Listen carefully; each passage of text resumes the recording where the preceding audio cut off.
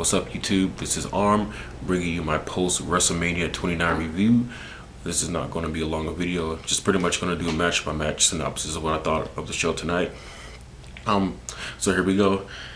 Pretty much the show opened with a video package of New Jersey Governor Christie and pretty much showing some of the effects of Hurricane Sandy on New Jersey and how the National Guard and the state of New Jersey came together as a whole during that terrible tragedy. I thought that was a pretty touching way to open WrestleMania, and you know it's pretty strategic and pretty good on Vince McMahon's part that they did move WrestleMania to New Jersey, because events like that does stimulate the local economy. So I thought that was a great way to open WrestleMania 29.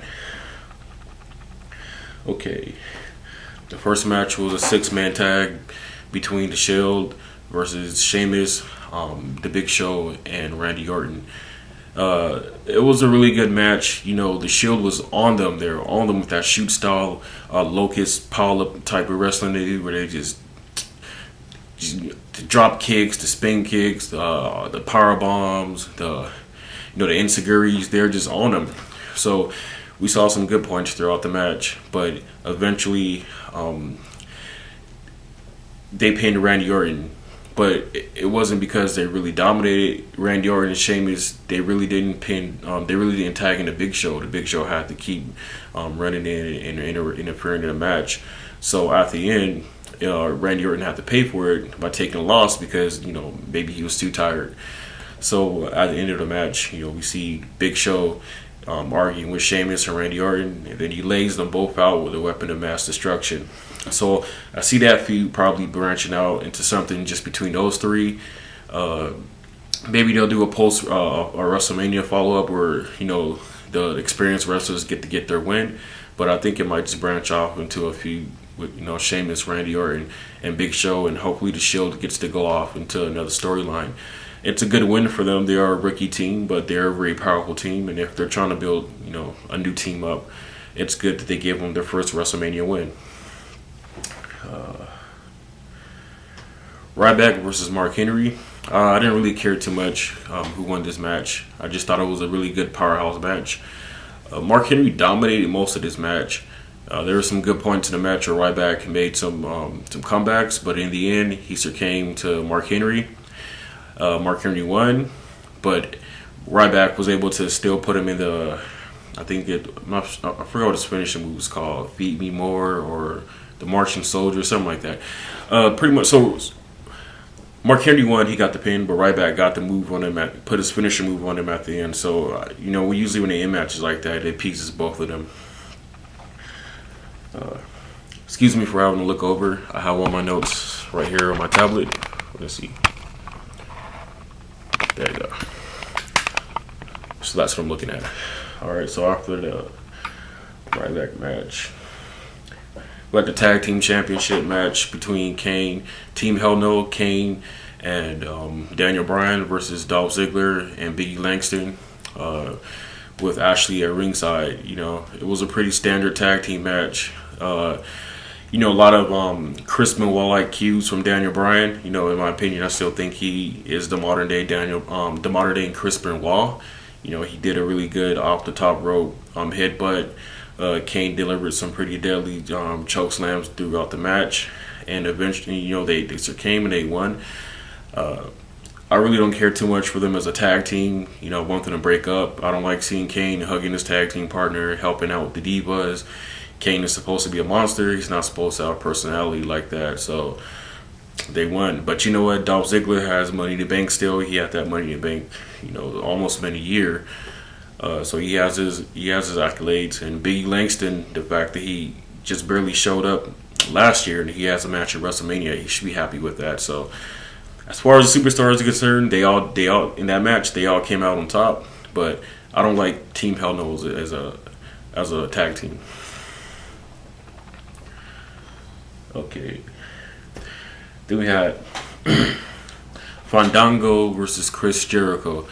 That match, it was a good match. Jericho pretty much started the match off. He dominated throughout the first half, but Fandango came back. And he eventually got the win over Chris Jericho. And like I said in the video I made before, it's Chris Jericho is good at putting over young talent. So in my book, he wins for that because, you can't be an old veteran just holding on to accolades of the past and not letting the younger generation come up. We know Chris Jericho. We know he was the first ever undisputed champion. We know he's held the Intercontinental Champion multiple times. We know everything Chris Jericho has done. So the fact that he gave Fandango that win at WrestleMania, it shows a lot of character on his part, and I actually have a lot more respect for Chris Jericho because of it. So that was a really good match, and that was a win for both Fandango and Chris Jericho. And then we had a P. Diddy concert. I didn't care too much for that. I don't really care too much for P. Diddy as an artist. I thought it was kind of corny because I know he got a really big WrestleMania payoff for that performance, and all it was were his classics, from the past 10 to 15 years. He didn't have any artists featured with him, so that payday was all for him. I know he helped out with some other stuff with New Jersey, good for him for that. But as far as the concert goes, I didn't care too much for it. Then we had the World Heavyweight title match with Dolph's, we had Jack Swagger with Zed Coulter versus Alberto Del Rio. That was a good match. Like I said, I'm a big Del Rio fan. I'm more of a fan of him when he's a heel. So this match win was a toss-up for me. I wasn't sure who was going to get the win, and I wasn't really going in either direction so much. You can say I was 51% on Del Rio's side with this match, but he won. He put the cross ombre on Jack Swagger. Del Rio reversed many ankle locks. He got to the rope many times. And then Jack Swagger himself even reversed the cross ombre a few times. So Del Rio got Jack Swagger to submit. And I think that's a really good accomplishment in itself because Jack Swagger is a badass submission specialist, and Del Rio held on to his championship for longer than I expected him to, so I really respect that. Maybe there's a heel turn in the future for him, or maybe we could see more of his real luchador-style wrestling from when he was Dos Gatos Jr. in Mexico. Then we had CM Punk versus The Undertaker. I really didn't expect CM Punk to win this match, but I expected to see a really good match put on. And in CM Punk's fashion, he had a lot of cues in the match where he made fun of The Undertaker. He had to earn. He did The Undertaker's taunts. He did the old school. He got some elbow drops on Undertaker off the table. He did some elbow drops off the top ropes. A bunch of near go to sleeps. It was a match. It was a match. It was a good match. Still, to me, in my opinion, Undertaker versus Shawn Michaels 1 is still the best streak match, if not for me the best match I've ever seen in pro wrestling history. So it was just a good match. Eventually, CM Punk got tombstone, power drive straight to hell. 1, 2, 3. 21-0 Undertaker is undefeated at all WrestleManias. But like I said, I didn't expect CM Punk to win that match, especially with Undertaker saying at Fan Access that he wants to wrestle Brock Lesnar eventually, and he has a few more WrestleManias in him. So all his WrestleManias are about a streak, regardless of what type of match it is. Then we have Triple H versus Brock Lesnar. Really brutal, really violent match. Triple H has a lot of pent-up anger and aggression toward Brock Lesnar because of him breaking his arm twice in the past.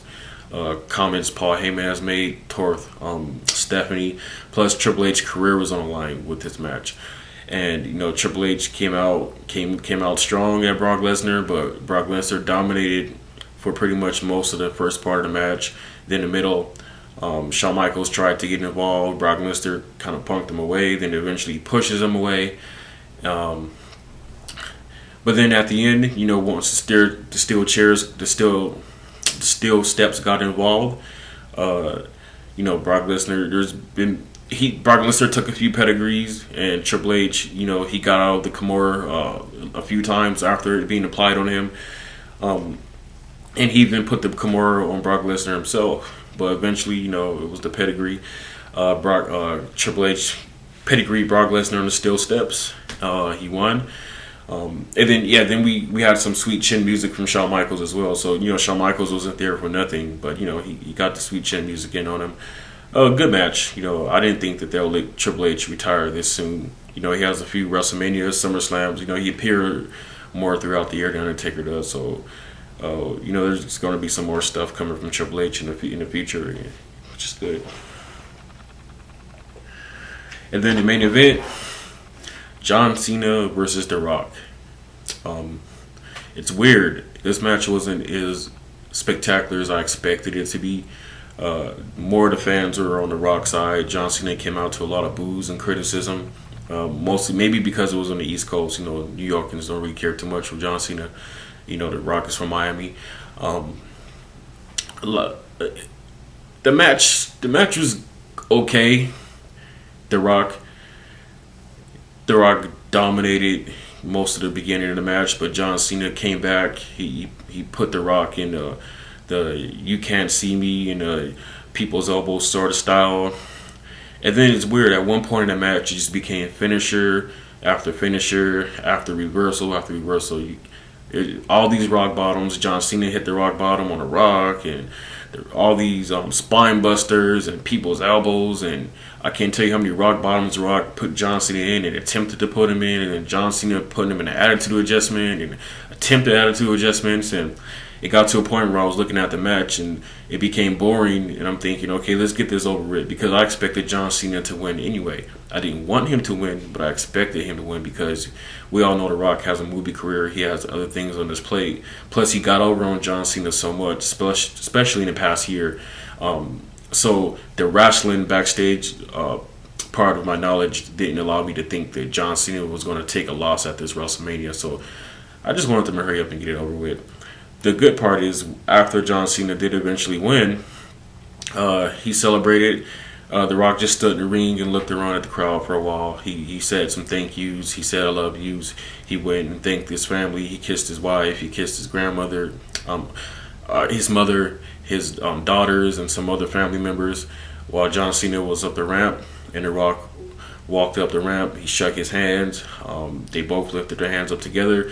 I think it shows a class act. The Rock didn't rub it in his face. John Cena didn't rub it in his face. And actually, I'm not a big John Cena fan, but I actually gained a little bit more respect for John Cena after his match. John Cena, to me, he seems to be a real people worker, meaning he works really hard to get the crowd on his side. But I don't think at first, I didn't really see him as someone who worked really hard in the ring to put on the best show. And the thing with John Cena is he always appeased younger fans. I want to see something a little different from him than the good guy, the Marine/rapper gimmick.